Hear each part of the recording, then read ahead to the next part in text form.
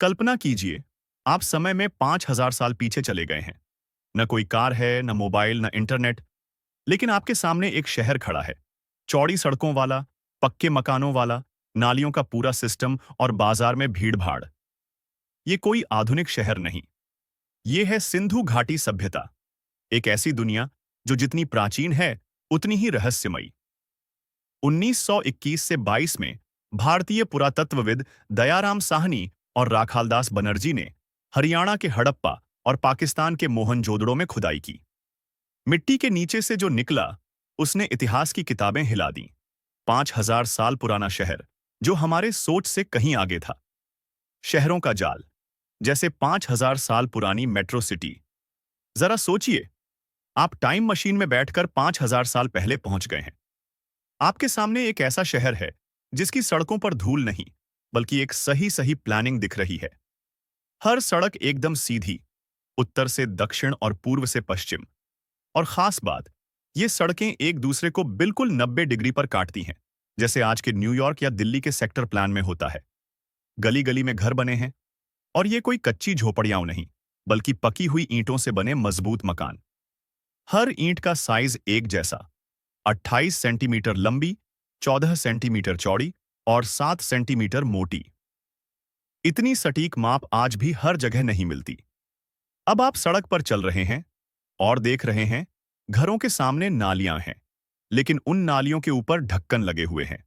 न पानी की बदबू, न मच्छरों की भरमार। इतना ही नहीं, इन नालियों का पानी शहर से बाहर बड़े ड्रेनेज सिस्टम में चला जाता था, ताकि शहर साफ सुथरा रहे। कुछ घर तो ऐसे थे जिनके अंदर बाथरूम और ड्रेनेज पाइप बने थे, यानी लोगों को साफ सफाई और हाइजीन का पूरा ज्ञान था। ये सोचकर ही हैरानी होती है कि उस दौर में, जब दुनिया के बाकी हिस्से पत्थरों और गुफाओं में रह रहे थे, सिंधु घाटी के लोग ऐसे शहरों में रह रहे थे जो 21वीं सदी के कई शहरों को भी मात दे सकते हैं। तकनीकी कमाल, 5,000 साल पहले की अद्भुत इंजीनियरिंग। अब जरा सोचिए, आप 5,000 साल पहले के एक शहर लोथल में खड़े हैं। आपके सामने पानी से भरा एक विशाल आयताकार गड्ढा है, जिसके चारों ओर पक्की ईंटों की दीवारें हैं। ये कोई तालाब नहीं, ये है दुनिया का सबसे पुराना डॉकयार्ड, जहां जहाज लगते थे, माल लोड और अनलोड होता था, और समुद्र पार देशों में व्यापार के लिए रवाना किया जाता था। ये देखकर यकीन करना मुश्किल है कि इतने प्राचीन समय में लोग समुद्री व्यापार कर रहे थे। उनके पास जहाज चलाने का ज्ञान था, मौसम और ज्वार भाटा को समझने की क्षमता थी। और सबसे हैरानी की बात, इस डॉकयार्ड का डिजाइन इतना परफेक्ट था कि बारिश में भी पानी का स्तर कंट्रोल में रहता था और जहाजों को कोई नुकसान नहीं होता था। अब लोथल से करीब 800 किलोमीटर दूर कच्छ के रण में बसा है धोलावीरा, एक ऐसा शहर जो पानी बचाने में आज भी मिसाल हो सकता है। यहां लोगों ने बारिश का पानी जमा करने के लिए बड़े-बड़े वाटर टैंक, स्टेप वेल्स, सीढ़ीदार कुएं और पाइपलाइन जैसी संरचनाएं बनाई थीं। ये टैंक सिर्फ ईंट और पत्थर से नहीं, बल्कि वैज्ञानिक ढंग से बनाए गए थे, ताकि पानी साफ और इस्तेमाल योग्य रहे, साल के 12 महीने। और जब बात व्यापार और बाजार की आती है, तो सिंधु घाटी के लोग किसी से पीछे नहीं थे। उनके पास वजन और तौल के स्टैंडर्ड सेट थे। छोटे छोटे पत्थरों को इतनी सटीकता से तराशा गया था कि हर पत्थर का वजन बिल्कुल एक जैसा होता। इससे व्यापारी धोखाधड़ी नहीं कर सकते थे और सौदे बिल्कुल न्यायपूर्ण होते थे। आज हम डिजिटल स्केल पर भरोसा करते हैं, लेकिन सोचिए, उस समय बिना किसी मशीन के लोग इतनी परफेक्ट माप कैसे बना लेते थे? शायद उनका विज्ञान और गणित हमारे सोच से कहीं आगे था। अगर आप टाइम मशीन से सिंधु घाटी में उतरें, तो आपको हैरानी होगी कि उस दौर के लोग कई मामलों में आज के लोगों से भी कम नहीं थे।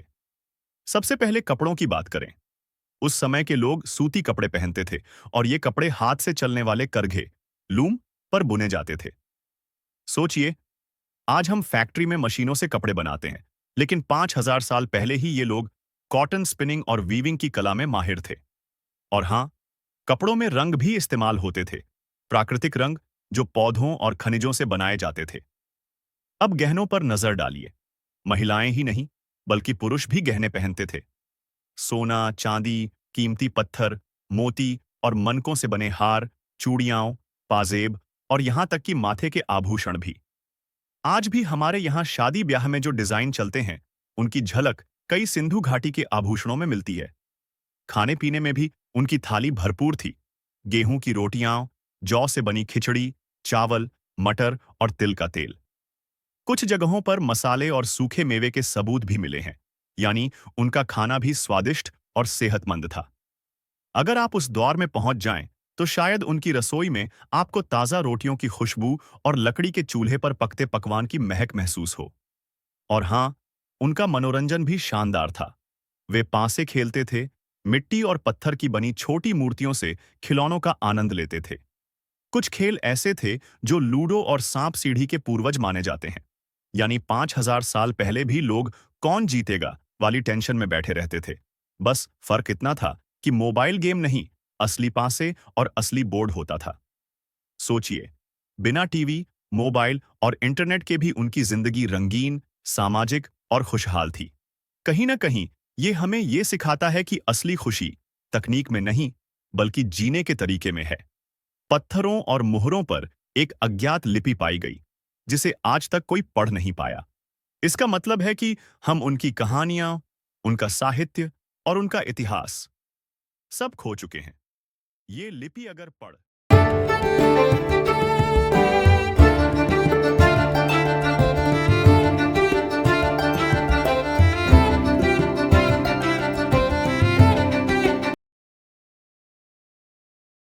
आप एक पुरानी खुदाई साइट पर खड़े हैं। सामने एक छोटी सी मोहर है जिस पर कुछ अजीब निशान बने हैं, सीधी टेढ़ी रेखाएं, कुछ जानवरों के चित्र और छोटे छोटे चिन्ह हैं। ये कोई साधारण कला नहीं, ये है सिंधु लिपि, दुनिया के सबसे पुराने रहस्यों में से एक। ये लिपि हमें पत्थरों, मोहरों और बर्तनों पर मिली है। इतिहासकार, भाषा विशेषज्ञ, कंप्यूटर साइंटिस्ट, सबने कोशिश की, लेकिन आज तक कोई इसे पढ़ नहीं पाया। न कोई ABC, न कोई A से Z, बस रहस्यमयी निशान जिनका मतलब कोई नहीं जानता। सोचिए, इसका मतलब क्या है? हम उनके राजा के नाम नहीं जानते, हम उनके त्योहार, उनकी कहानियाँ, उनकी प्रेम कहानियाँ, यहाँ तक कि उनकी रोज़मर्रा की बातें भी नहीं जानते। शायद इसमें उनकी संविधान की किताब, विज्ञान के फॉर्मूले या सितारों और ग्रहों की जानकारी छिपी हो। शायद इसमें उनकी आखिरी चेतावनी भी हो, हमारे साथ क्या हुआ याद रखना। और सबसे दिलचस्प बात, कुछ वैज्ञानिक मानते हैं कि ये लिपि कोडेड लैंग्वेज थी, जिसे सिर्फ खास लोग ही पढ़ सकते थे। यानी ये सिर्फ लिखावट नहीं, बल्कि गुप्त पासवर्ड थी, जिसमें 5000 साल पुरानी सभ्यता का पूरा सच छिपा है। अब सवाल ये है, अगर एक दिन ये लिपि पढ़ ली जाए, तो क्या हम उनके रहस्यों को जान पाएंगे, या फिर ऐसा सच सामने आएगा जिसे सुनकर हमारी आज की दुनिया हिल जाएगी? कौन जाने, शायद अगला इंसान जो इस लिपि को सुलझाए वो आप हों। इतनी शानदार सभ्यता अचानक क्यों गायब हो गई? इतिहासकारों के पास कई थ्योरीज हैं। जलवायु परिवर्तन, नदियों का सूख जाना, बाढ़ या भूकंप, प्राकृतिक आपदाएं, विदेशी आक्रमण, आर्यों का आगमन, रोग और महामारी, जनसंख्या का खत्म होना। लेकिन सच कोई नहीं जानता।